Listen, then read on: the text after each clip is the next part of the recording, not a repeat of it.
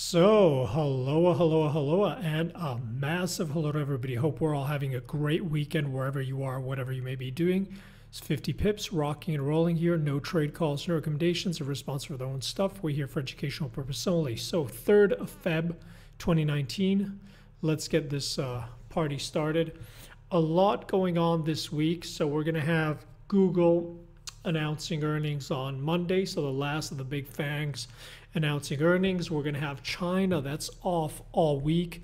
We've got RBA on Tuesday. We've got the RBNZ next week, the week after. We've got Powell's going to speak again. Let's see what we get out of that. We've got the BOE, and we also have Canadian job numbers out on Friday. So it should be interesting. I mean, here, the key focus is that a lot has happened and not a lot has happened, but there are a lot of moving parts. So essentially markets are back to those key numbers, right? And what does that mean? If you remember, on the way down, we had talked extensively about the importance of the 2700 on the ES, 7000 on the NASDAQ, 25,000 on the YM, and the 1600 on the Russell round. Now it's stuck at this 1500. But essentially, see how these levels were protected on those first tests, right? And then when we really broke through, we really saw the aggressive acceleration. So here we're right back to where we started. And I think the important thing to keep in mind is that if you're looking at the move we saw, right, in terms of this big corrective move that ended there in December, we should not be surprised by the magnitude of the correction, because these corrections are still, fairly normal. The only thing that's been a little bit surprising, or not, let's say, out of the ordinary, is the speed and the grinds which we've seen, right? You see basically all these weekly positive closes grind back. So that's more surprising, but the actual magnitude is not too surprising. And we see here, especially on the ES, we're right back at the 61.8 retracement. And that's basically where we've stalled. We're going to look at that on the daily. So here, going into the week, we'll have to see what happens. But remember that these levels, tattoo them, 2,700, 7,000, 1,600, 25,000. They're really pivotal, not only psychologically, but also in terms of flows and Momo, right? So that's really something that has to be back on our chart. The other thing to keep in mind is that if you're looking at the ES again on this weekly, remember we're still stuck in this broader chop zone, right, which is 2,700, 2,600. And as long as we're stuck here, we wouldn't be reading too much into it. Again, this is 61.8 retracement. If we start getting daily closes back above, more and more daily closes back above the 2,700, then we could easily see a continuation of these grinds, right, as we've seen pretty much every day. The market kind of sells off a little. Then as we start to get towards lunch, they ramp them up. It's just a ramp up all day and smack them down into the close. So if that pattern continues, there's no reason why they can't slowly make their way all the way back into the 2,800.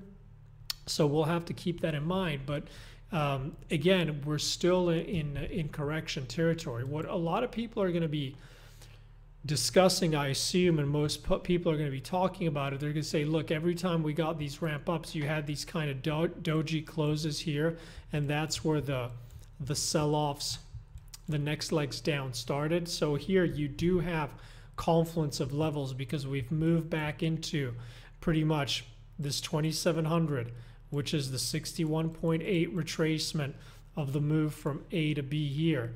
On top of it, it's the 100 DMA. So clearly, if it's going to sell off, and we're going to get a little bit of correction from this weekly ramp, right? You see basically all these aggressive weekly positive closes. Switch back to the daily. This is not a bad place for that to come in. So unless we get news, I would not expect this to go knife through butter, open the week and go in a straight line through the 200 DMA and all the way into the 2800. I'd expect it to be a little bit more labored, and I would expect that this is the first time in this grind higher where we'll likely get a decent shot to play for some kind of retracement here.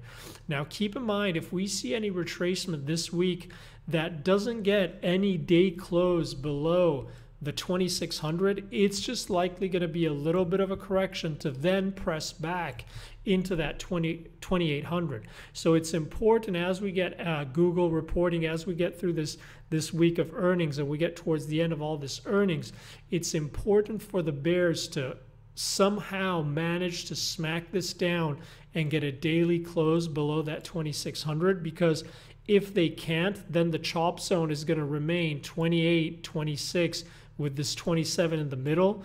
But the base case assumption will be that we'll still try and grind a little bit higher.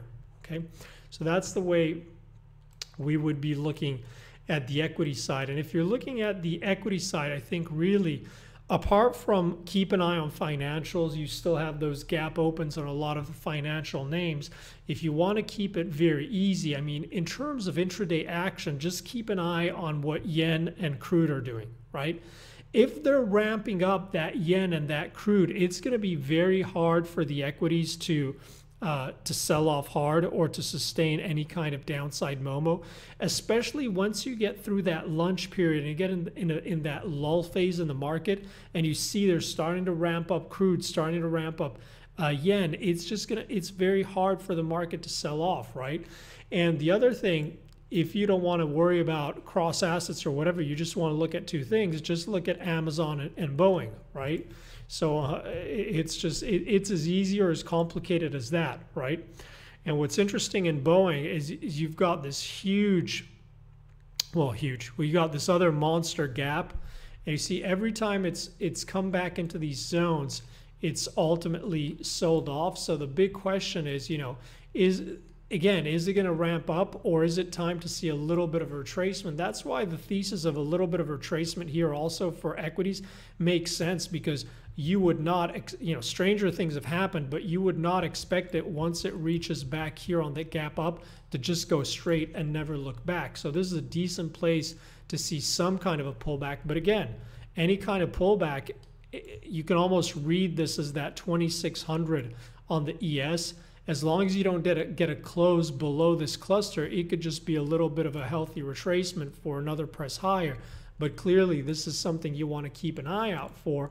And if you look at Amazon, very, very messy action. And actually, if you look at this on the, you see how we're stuck on the weekly inside this 200 and this 50 week moving average. We're just kind of stuck. So we like to say, don't get confused with velocity of move inside this range. But if you look at it on the widen it up, on the daily here, you kind of got this whatever you want to call it, island, abandoned baby, whatever you want to call it. So it's clearly struggling to attract new buyers at highs, and it's gapping back down. So again, this is the 200-day moving average, and this is the 50 DMA. As long as it's stuck inside this area, then much to do about nothing. And this pattern is very similar to FANG or to the equities, right? So this is an easy one to look at. What the markets are going to be doing. So as long as this is inside this area, chop to the upside, then you can get that silly squeeze attempts back to the downside. Then it could start getting a little bit heavy. But those are two easy ways to get a good feel for what the market is doing intraday, or if you can trust the moves you're seeing, right? The other thing I'd say here is just, again, a lot of people are going to be focused, and the big question is, how is this going to translate into the DXY, right? And it's the same thing, right? Nothing only goes in a straight line. So here, our base case is still that we're going to see this ultimately try and move all the way back lower. The question is it going to puke from here, or is it going to catch a little bit of a bid, right? And then we'll have to see if we sell off from higher. And if you look at this this is the weekly, right? This has been our control chart for a long time. If you look at it back on the daily, right? you see it's right back into that 200. So all things being equal, I think whether you're bullish or bearish, structurally, it looks like the healthiest move is to see a little bit of strength coming in at the beginning of the week, and then we'll know soon enough if it's just corrective for a continuation lower, or if this is, it's got a lot more room to run back into the 97s or not. And how does that translate into the Forex world, where basically, that move in euro is in play? There's no need to go through that. I think everybody's fairly clear on that. If you look at yen, it's still stuck. It's all about that 110, right? Is it topping here to puke, or is it trying to rip higher? And there's not a lot to say. It's stuck here. We've looked and discussed this zone a gazillion ways. We've discussed different ways of playing this, so there's really no change. I think the most interesting chart on the Forex side this week, probably next week, is going to be Kiwi. Well, let's look at Kiwi first, but NZD, USD, these are interesting because if you look at the way we're trading on Kiwi, go back on the weekly, and we've looked at this chart for a long time. You see, basically, you've got the 65 and 70, which is being the chop range, right? And now, remember, if you remember, we had all those longs that we traded all the way back into that level to reverse. And now it's kind of like this is the time for the bears to come back into play, right? Especially as we got the RBA and the RBNZ next week. So it wouldn't be surprising to see this trying to squeeze back above the 70, but I think in the next week or so, we'll have a very good idea. And the 0.70 is going to be the level that will tell us either this is going to break up to try and break free and bottom and try and make a run for these higher levels, or this is just going to be a false attempt to break higher, and we're going to continue the trend lower, right, as the dollar really firms up here. Now, this could be a little bit funky in terms of looking at it in terms of correlations. I would stick at one chart at a time, right? But this is clearly one of the interesting ones. And then the other super interesting one, as we've got open trades on this, is the Aussie, right? And we'll try and update this a little bit more this week, but essentially you can see on the, let me clear this up, on the daily, right, we're right back into that 200. So if you remember on the alert email that went out, we highlighted how we had a very, very nice opportunity here, right? We saw the market was trying to move back towards the 73, and we saw all these all this selling coming in, right? Unable to attract new buyers at highs. It looked like the buyers were getting tired, right? You saw all this selling coming in. And at this point, we said, in line with everything that's coming, end of month flows, non-farm payrolls coming in the next day, and the RBA, as long as this was getting protected, any kind of failure here would make us very, very interested to try and play the downside, as it looked like the bears were getting tired, right? So essentially, let's flip this back here on what happened. Let's see if this is going to load or if this is going to stall.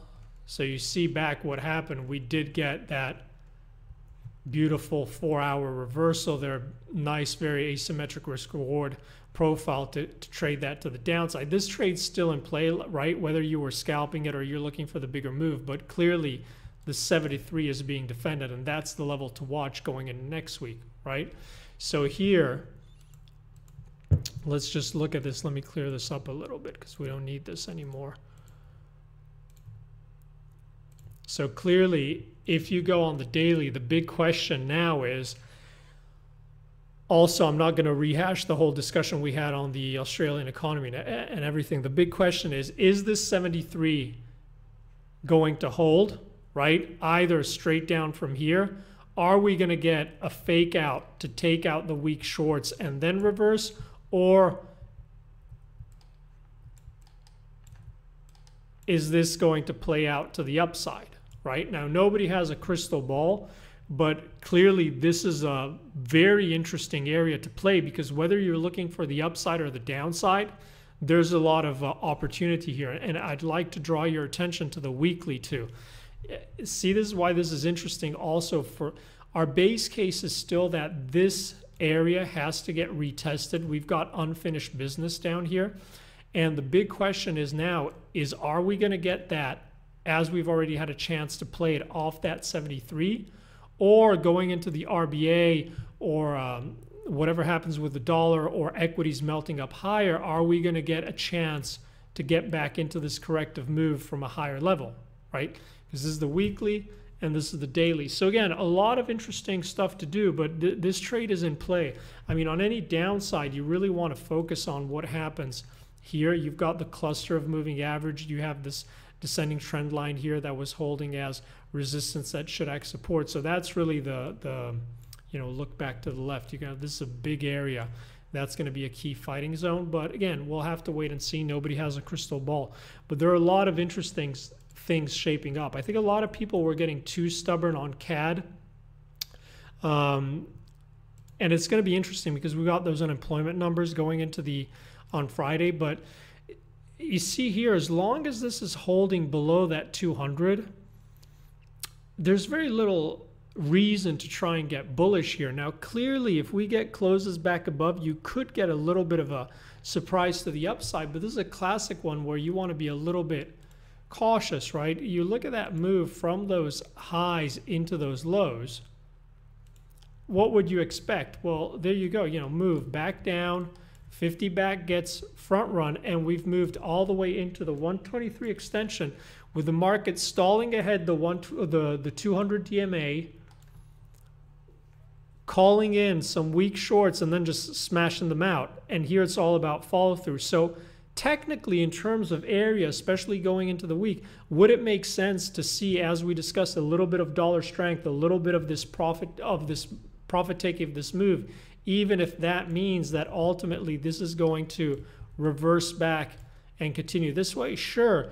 But as long as it holds below the 200, I would be very careful about trying to get long. I think there are other ways to play this, or other pairs that offer more interesting action. But clearly, on any more fake out to the downside and the market trying to trade back above that 200-day, especially into the job number at the end of the week, we could have a chance to play some short profit taking to the upside before the number. We'll have to wait and see what lines up.